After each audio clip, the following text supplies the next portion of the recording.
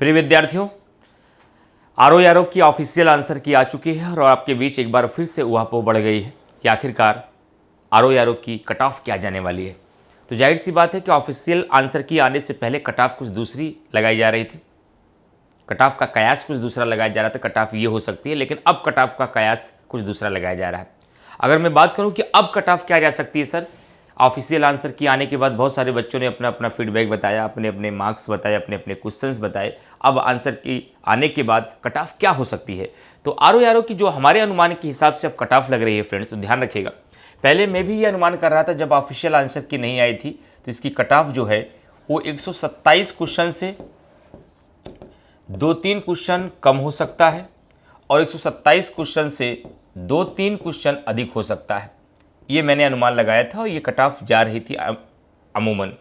लेकिन जब कल आंसर की आई और उसका डिस्कशन मैंने यूट्यूब पर किया और बच्चों के उसके बाद जो फीडबैक आए, जो सबकी रिपोर्टें आई, जिससे जो बातचीत में या कमेंट के माध्यम से, अब कट ऑफ 2-3 क्वेश्चन और गिर जाएगी।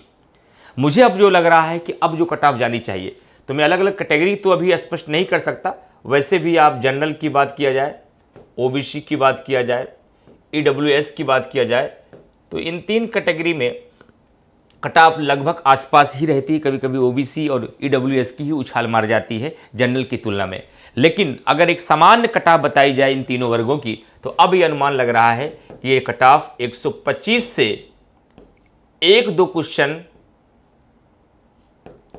कम ज़्यादा हो सकता है, 125 से 1-2 कम भी हो सकता है और 125 से 1-2 जो ज़्यादा भी हो सकता है। यानी कि कट ऑफ अब 123 से 127 के बीच मुझे लग रही है, अब जो कट ऑफ लग रही है ऑफिशियल आंसर की आने के बाद।